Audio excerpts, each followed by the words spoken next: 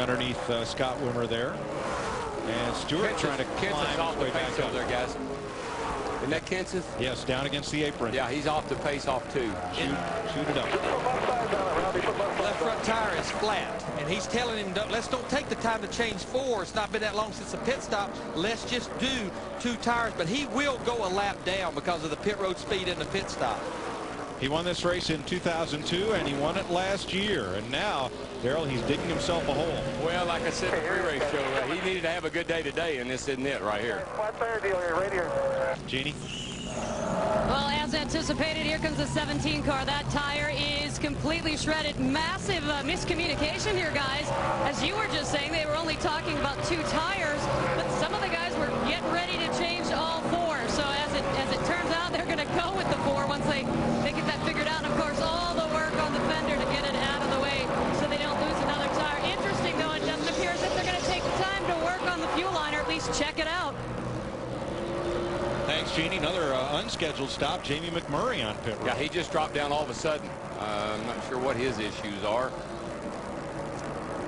And I know they have been struggling with this race car this weekend, but he had worked his way up just a little bit after qualifying 22nd. But this definitely is an unscheduled pit stop. That's Jason Leffler you're riding with in the FedEx car of Joe Gibbs, who spun it around in turn number 4, as did the 49 of Ken Schrader. Ooh. See Sterling Marlin in the 40 car. Could Leffler have been slowing to enter the pit, Darrell? I think he was trying to get on pit road. I think. See, he's coming, and here, yeah, see, he's trying to get down pit road. Schrader, man, and Sterling got in the back of Schrader hard, too. And look at Carl Edwards in the 99, just barely gets by. But I think you're right. The entrance to pit road is in such a bad position here because it's right in the middle of turn 4. Tough to get there even under caution, much less green. Speaking of pit road, I think they're all going to be on pit road for 4 tires and adjustments.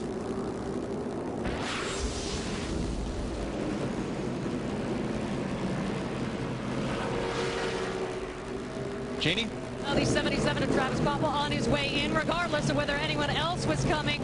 Words of wisdom, as he said, we're pretty happy with the car. Don't go too far. Slight track bar adjustment. 4 tires and fuel, Matt. Kurt Busch's team made a lot of headway over that last run. The car had started to tighten up, and he says it's almost turning too well now. They made a track bar adjustment and air pressure adjustment, and he's down and away. Half around a wedge out of the left rear. Greg Biffle was not happy about the last pit stop when they had problems on the left rear. Dick Berggren. Ryan Newman is having just the kind of day a race car driver would like to have. He pitted first. He is going to go out first. The most minor of adjustments causes the car to go from tight to loose, meaning that car is perfectly balanced. There you see the race off pit road. Look at there. Kurt Busch, that 97 car, gains 4 positions, as well as Tony Stewart. Look at Bobby Hamilton Jr. gains 4 spots. And this is the time spent on pit road, including the pit stop. Ryan Newman and Kurt Busch having the faster times. Kyle Busch in the 5, as well as Dave Blaney in the 07 having the slowest of the top 10 times. Mark Martin came in, lifted the hood, went back out for 1 lap, went to the garage. Yesterday's winner out of luck today. Matt Kenseth on the inside of Ryan Newman, working hard to get back 1 of the 2 laps. He is behind the leader. Yeah, when they had made the decision to change 4 tires instead of 2 with the time he had lost when the tire was rubbing, he actually went 2 laps down. So now he's 1 lap down. So this man won't say caution right away. I thought it was pretty interesting, though, the radio transmission he had with Robbie, where he said if we'd have taken 2, we'd have gotten the lucky dog right now. As it was, Elliott Sadler. Did Sadler get the no? Kyle Petty got the lucky dog. And Matt was calling for 2. You know, give me 2 left sides, thinking like that. I thought it was pretty sharp on his part that he was that aware of what was going on. But they know they have a good race car. I go back to our practice session yesterday as we monitored 10-lap average runs, 20-lap average runs. The man that was at the top of the charts, all of those runs, was Matt Kenseth in the 17. We often talk about making no mistakes as Ryan Newman leads Travis Kvapil here, 1st and 2nd, nose to tail. I don't think it's going to be for long. He got a good run off turn 4, and Ryan Newman said, hey, you caught me that quick. You go ahead, my friend. Take the lead. Yeah, Travis followed him for a good bit in that last run, but Travis got a good race car. Get on out there and go, dude. first Nextel Cup race that Travis Kvapil has led. Now, Jimmy Johnson went in the pits third and came out 19th. What happened, Dick? You're not going to believe this one, Mike Joy. I don't believe this one. Going to show you what happened. Here's the wheel. They got all the studs cleaned. All the lug nuts came off. Front tire changer Shane Parsnow pulled the wheel out, and as he did, one of the lug nuts hit the ground, bounced back up again. He didn't notice it. He tried to put the wheel back on. It didn't go. Wheel off, lug nut off, then the wheel back on again. That was just rotten luck. Hey, you don't see Penn and Teller in their pit anywhere, do you? No, but it almost seems as if that was magic. I've never seen anything like that before, and I've been doing this stuff for almost 25 years. Now, I've heard of lug nuts bouncing up and getting hung between two studs, but never back on the lug stud. That'll never happen again in that tire changer's career, I guarantee you. All I can tell you is I hope they had it on tape, because that'd be a hard one to explain. Jeff Gordon, 24, the DuPont Chevy, passing Casey Mears and Scott Wimmer. Gordon moves up to 12th, and there's Johnson coming back into the picture, and he's going to take him 3 wide with the momentum off turn 2. It'll work down the backstretch. Something I have to give going off into turn 3. Scott Wimmer wisely rolled out just a little bit to get back to 2 wide into 22. With that 48 car, look at him get back in the throttle and just clear those guys right through the center of the corner. That means when they were in there playing with the throttle, he was wide open coming. See the battle right here. Scott Riggs in the 10, remember, had to start at the rear of the field because of a transmission change, and he's up to the 6th position. And remember, Tony Stewart was involved in that wreck. It wasn't but about 25 laps ago. He was 29th, but now he's in the top 10, Steve Burns. Yeah, and listen to this, Larry Mack. Before the accident on lap 64, in which he was caught up in, he said, boys, I think we have a shot to win this race. As you said, he suffered some bumper damage on the, and he said to his pit crew, boys, sit back and watch the show because I'm coming through the field. His spotter, Mark Robertson, said, be patient, Tony. There's still a lot of laps left. He said, yeah, don't worry about it. And as you said, now he's all the way back up to 6th. Tell you what, Steve, I'm pretty impressed with the car right behind him. Bobby Hamilton Jr. in that 32 car had one of his better qualifying runs on Friday. His team had a good pit stop the last time, and now he's up there running in the top 10 and 8. Hello, I'm home. Kurt Busch, the hometown hero and Nextel Cup champ, is right on the tail of the 2 leaders, and if they'd ever quit going side by side, there'd be some room for him. But if you see right there, Ryan Newman will prevail, take the lead back from these guys. Looked like Travis just pulled down and said, you guys are faster than I am. Have at it. There you see Greg Biffle now in the 16 working on Kvapil for the 3rd place. It looks like something has started to go backwards on Travis Kvapil's car because he went from 1st to 4th in about a lap. I'm not so sure he just didn't get out of the line a little bit over there, and that's how come maybe got a little bit loose, and that opened the door for Ryan and Kurt both to go by. And look how Kurt has distanced himself from Greg Biffle and gone right after our new leader. And we talked about Matt Kenseth wanting a caution. Another car that wants a caution is that 42 car, the Texaco car of Jamie McMurray. Remember, we talked a while ago before that last caution, he made an unscheduled pit stop. He thought he had either a loose wheel or a flat tire. He had neither. He's 1 lap down, but right now he would be the free pass car back on the lead lap if we get a caution.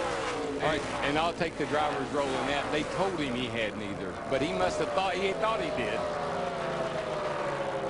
There's McMurray right behind 4th place, Travis Kvapil. So Ryan Newman has Kurt Busch about to be breathing down his neck as they go around here at 180 miles an hour. Matt Yocums is somebody who knows about speed.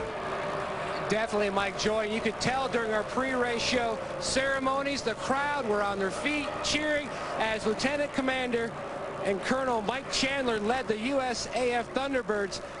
A very patriotic pass by. But how does the excitement of your job match the excitement here on pit road? I think a lot of it's the same. I mean, it's just to be around here, to feel the excitement, the build up to the start of the race. It's kind of the same things we experience when we go out there and do an air show, kind of putting on a performance for this kind of crowd. It's incredible. And you're a longtime race fan from Iowa. Oh, I love it. I love it, man. Just the NASCAR, the people, the excitement, the race. It's great. Huge fan. Thanks, Mike. Thank you. Casey Kane has crashed, and that will put us under caution at lap 100. But Casey Kane's misfortune, that's what Matt Kenseth he's back 1 lap down, and Jamie McMurray, he will get the free pass in the 42. There's the caution those two were running. I think Travis Quaffle needed that too. Something was going on with him. He was backing up. Maybe, Jeannie, you know why? Well, guys, you watch the 77 of Travis Quaffle start to slow down a little bit, and really what happened was he got some trash on the grill, quite possibly the same trash that's causing the slowdown and maybe contributing to some of the trouble we're seeing out on the track. They were worried about some temperatures. And the other concern for the 77, he lost his initial radio. He's gone to his backup radio, so they sent a crew member running to the garage to get another one to sit here just in case. Hopefully they don't have to make a radio change. I go back to Chris Myers and Jeff Hammond in the pre-race show. Remember, they talked about how aggressive these crew chiefs get with that tape to help the aero part of these race cars. All it takes is tire rubber building up on it like they talked about, or one piece of trash and the water temperature starts going up. As you said, Darrell, he needed this caution too. Yes, sir, and he needed error on the side of conservatism on his tape. The fellow who didn't need this caution right there, last year's runner-up in this race by inches, Casey Kane. There, let's see what happens. He's been slowing down, Mike. He got off a 2 over there while ago and just lost a bunch of speed, and he's been getting slower and slower. And I think he may have been experiencing some sort of maybe a tire problem.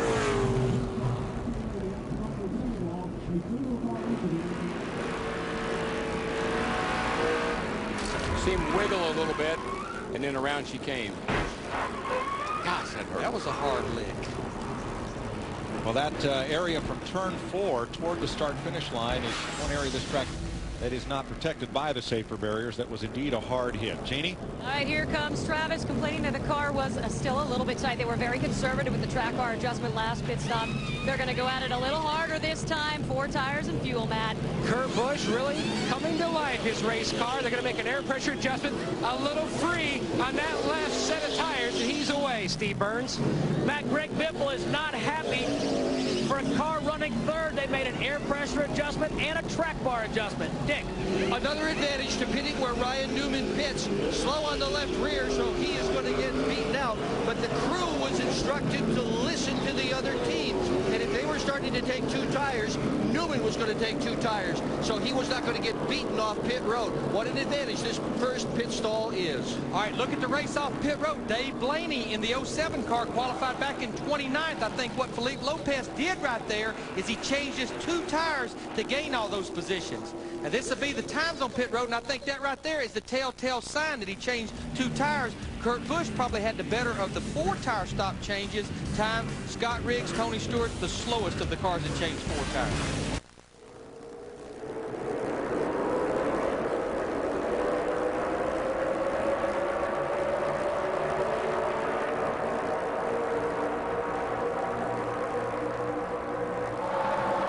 Three wide into turn 1. Elliott Sadler wants to get back on the lead lap. He passes Matt Kenseth to the inside, and he's out in front of Dave Blaney and Kurt Busch. I tell you who else wants on the lead lap. That 17 car, Matt Kenseth. Remember, 2 laps down with an unscheduled stop, made one of them up. He's back up there already trying to get the other one back. The more aggressive move to me is that 07 car with Blaney on board. He wants to lead this baby. And he's doing it. Felipe Lopez, his crew chief, tried 2 right side tires only early in the race. Worked out pretty good. He decided to do it again this time. 3 wide right there. There's the eye of the storm, and Kyle Busch right in the middle of it. In the number 5, there's still 3 wide all the way down the backstretch. Harvick in the middle. Bobby Hamilton Jr. up top completes the pass of Harvick.